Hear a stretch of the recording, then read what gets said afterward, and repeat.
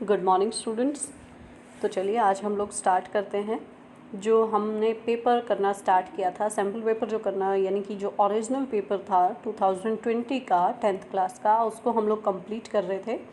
तो उसी में आज हम लोग राइटिंग पार्ट को, ग्रामर पार्ट को यहाँ पर डिस्कस करते हैं। देखिए, you are TK Pramod Kumar, PV Pramodini, church road, Chennai. Last week you placed an order for the supply of a few minutes of furniture. On receiving the furniture, you found that some items were damaged and some not according to specifications. Describe the shortcomings.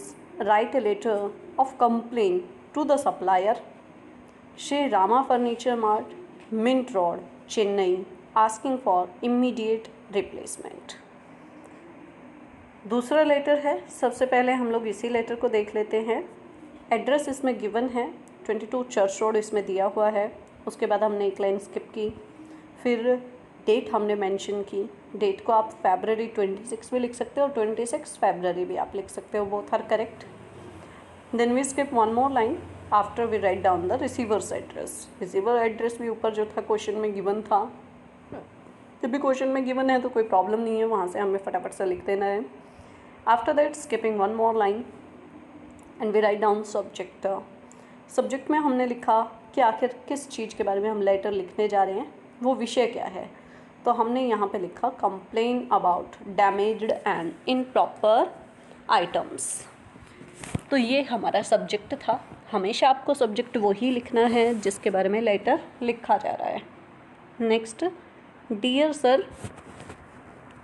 उसके बाद जो पहले problem है वो हम बताते हैं और उसके बाद हम उसके लिए क्या सॉल्यूशन चाहते हैं वो हम बताते हैं।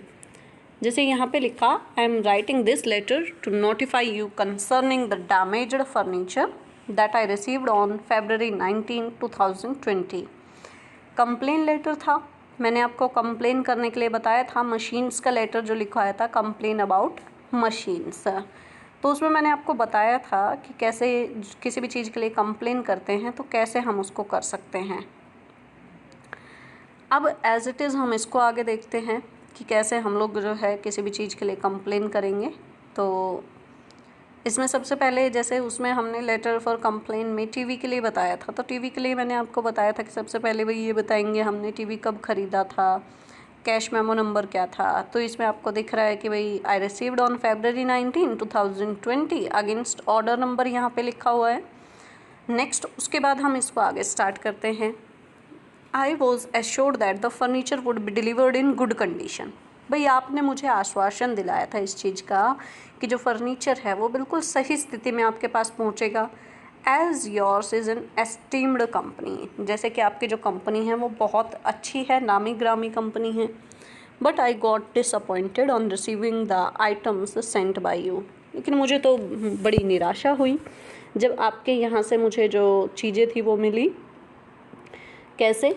Chairs had scratches all over. Chair के ऊपर हर जगह पे स्क्रैचेस हैं। And there were dents here and there. Dent paint यानी जो है वो भी उतरा हुआ है। Table glasses top was crackled at the right corner. Table का जो ग्लास है यानी कि शीशा है टॉप पे, वो एक कोने से, राइट कॉर्नर से टूटा हुआ है। Apart from this the study table was not the one I had ordered. इसके साथ साथ जो स्टडी टेबल वो नहीं है जो कि मैंने ऑर्डर की थी, दूसरी दे दी आपने। I ordered A maroon colour table with 2 drawers. मैंने जो ऑर्डर की थी वो कौन सी थी? एक मैरून कलर की टेबल थी 2 ड्रॉर्स के साथ। Instead you sent a white one with a single drawer. आपने क्या भेज दिया? उसकी जगह पे आपने सफ़ेद रंग की और एक सिंगल ड्रॉर वाली जो है स्टडी टेबल भेज दी। बिल्कुल एज इट इज़ हमने टीवी में किया था कि सबसे पहले ये बताया हमने टीवी कब ख़रीदा, फिर प्रॉब्लम्स क्या आ रही है, उसके बाद उसका हम सोल्यूशन क्या चाहते हैं। उसमें हमने बताया था कि भाई अपना इंजीनियर भेजिए या जो प्रॉब्लम्स है उसको रेक्टिफाई करिए, या वारंटी पीरियड में है तो उसको भाई चेंज करवाइए। एज इट इज़ हम यहाँ पे करेंगे, I request you to look into this matter and replace the damage items immediately. कि मैं आपसे रिक्वेस्ट करता हूँ कि आप इस चीज़ की तरफ ध्यान दें और जितने भी मेरे डैमेज्ड आइटम्स हैं उनको जो है फटाफट से रिप्लेस करवाएं। Send me the study table that I had ordered वही स्टडी टेबल मुझे भिजवाएं जो कि अब ये तो एनीवे जो टूटी हुई है उसको भी आप घर आएँ और मेरे रिपेयर करके जाएं। भाई अभी तो मैंने ली है, जब घर पहुंचते पहुंचते डैमेज हो गई तो फटाफट से इनको मेरा चेंज करवाएं और स्टडी टेबल वही भेजें जो कि मैंने ऑर्डर की थी। Please find and close the photocopy of the bill, और साथ में फ़ोटोकॉपी बिल की जो फ़ोटोकॉपी है वो भी ज़रूर दे दें, and photo of damaged items, और जो डैमेज्ड आइटम्स थे उनकी फ़ोटो भी आप साथ में ज़रूर भेजें। तो योर्स फेथफुली। और उसके बाद एनक्लोज मीन्स ये कहता है कि डैमेज्ड आइटम्स की जो फ़ोटोज़ हैं वो भी मैं इनके साथ में लगा दे रहा हूँ। और योर्स फेथफुली, ठीक है, प्रमोद, ये आप लिख सकते हैं। लास्ट में फ़ोटोज़ जो है वो लगा रखी हैं। अब सेकंड लेटर हम लोग देख लेते हैं यहाँ से। The traffic situation in our towns is quite complex. There are all sort of vehicles from bullock carts to fast-moving carts. Sometimes this leads to traffic jams and air pollution. Write an article in 100 to 150 words for your school magazine on increasing traffic on your road. You are आस्था और अश्विनी। अब हमारे पास choice होती है, और लिखा हुआ है 8 number का आपके पास में होगा, उसमें आपको या तो क्या करना है, लेटर लिखना है या फिर आपको एक आर्टिकल लिखना है। तो आर्टिकल भी मैं आपको दिखा देती हूँ कि कैसे आप आर्टिकल लिखेंगे। तो सबसे पहले आपको हेडिंग लिखना है, जैसे increasing traffic on our roads. ये क्या है, एक हेडिंग है। बाय आस्था, ये नाम है, यानी कि बायलाइन है। और उसके बाद हम आर्टिकल को लिखना स्टार्ट करते हैं। My father goes to office on bike, it is always a roller coaster ride for him. Never does he know how and he would reach the destination, or whether he would reach the destination or not. कि मेरे पापा जो है वो bike से जाते हैं company. काफ़ी ज़्यादा समस्या उनके लिए, जो राइडिंग है वो एक काफ़ी ज़्यादा समस्या से भरा हुआ काम है। Never does he know how and when he could reach the destination. कभी भी वो नहीं बता सकते हैं, इस बारे में कोई नहीं जानता कि कैसे और कब वो वहाँ पर पहुँच पाएंगे अपनी डेस्टिनेशन पर, यानी कि अपने जो डेस्टिनेशन होता है गंतव्य स्थान, वहाँ पर वो पहुँच पाएंगे या फिर नहीं। No one answers to these question, किसी को इन प्रश्नों के बारे में कुछ नहीं पता। मीन्स रोड की हालत, जैम इतना ज़्यादा है कि कोई भी नहीं जानता है कि भाई वो किस समय पहुँचेंगे, सही से पहुँच भी पाएंगे या नहीं पहुँच पाएंगे। The reason is the complexity of the traffic in our town. और इसके पीछे कारण क्या है कि जो हमारे शहर में, जो हमारे टाउन के अंदर जो कॉम्प्लेक्सिटी है, किसकी समस्या, ट्रैफिक की समस्या। The traffic scene our town is quite amusing, बहुत ही अम्यूजिंग है ट्रैफिक का सीन जो है हमारे टाउन में। कैसे, motorcycles at front, cycles fillings the gap between them, and cars following the bullock carts, buses followed by 3-wheelers. It all looks like an ancient army. Whether it is a marriages or a bullock carts or an e-rickshaw, they all move in the same speed. सब के सब को एक ही गति में चलते हैं आराम से। Traffic signals are supposed to regulate the traffic and they go green, yellow and red at regular intervals. Traffic के जो सिग्नल्स हैं वो बिल्कुल ग्रीन, येलो, रेड जो है समय के अंतराल के साथ में होते रहते हैं। However when the signal turns green, only 25% of the vehicle are able to get through. जब ग्रीन लाइट होती है तो उस समय पे सिर्फ 25% ट्रैफिक ही निकल पाता है, बाकी पीछे तक जो जाम लगा हुआ है वो तो रह ही जाता है। तब तक क्या होता है, ग्रीन लाइट फिर से बंद हो जाती है। People waiting in the last row have to wait for 2 or 4 green signal turns to cross the junction. एक रेड लाइट को क्रॉस करने के लिए लोगों को जो है 2-3 बार, जो पीछे वाले लोग हैं उनको कब तक नंबर उनका आएगा, जब तक 2-3 बार जो ग्रीन सिग्नल है वो आएगा तब तक वो वेट करेंगे वहाँ पे। Everybody is in hurry and because of this rush everybody is late. हर किसी को जल्दी होती है आज के टाइम पे, और हर कोई जो है उस भीड़ में रह जाता है, लेट हो जाता है। I think separate lanes should be provided for varied vehicles. और इसलिए मुझे लगता है कि अलग अलग साधनों के लिए अलग अलग से क्या करवाना चाहिए, जो है लेन बनवानी चाहिए अलग से। Underpasses and flyovers can ease the traffic snarls to a great extent. Underpass बनाए जा सकते हैं, फ्लाईओवर्स बनाए जा सकते हैं ताकि ट्रैफिक की समस्या को थोड़ा कम किया जा सके। Government authorities should find some remedial measures, otherwise traffic problems will get worse in the present scenario. कि जो गवर्नमेंट अथॉरिटीज़ हैं उनको क्या करना चाहिए, कुछ ना कुछ रेमेडियल मेज़र जो है, रेमेडियल यानी कि प्रॉब्लम का सॉल्यूशन जो है कुछ ना कुछ लाना चाहिए, नहीं तो जो ट्रैफिक की प्रॉब्लम है वो आज के प्रेजेंट से भी ज़्यादा जो है बदतर वर्स हो जाएगी। People should also try to imbibe some traffic sense and follow the rules diligently. लोगों को भी जो है ट्रैफिक की थोड़ी सेंस होनी चाहिए, उन्हें भी रूल्स जो है वो फॉलो करने चाहिए। तो ये हमने पढ़ा। नेक्स्ट उसके बाद हमारी स्टोरी आ जाती है। तो आई होप आपको जो है समझ में आ गया होगा। स्टोरी हम लोग कल पढ़ेंगे, थोड़ा सा बस मैं आपको स्टोरी के बारे में बता देती हूँ अभी फ़िलहाल के लिए। आज हमने लेटर को देखा। लेटर जो कंप्लेन वाला है एज इट इज़, मैंने आपको जब लेटर बोर्ड पे करवाया था तो मैंने आपको बताया भी था कि अगर आपका लेटर जो है वो डिफरेंट टाइप से आ जाता है तो आप उसको कैसे कर सकते हैं।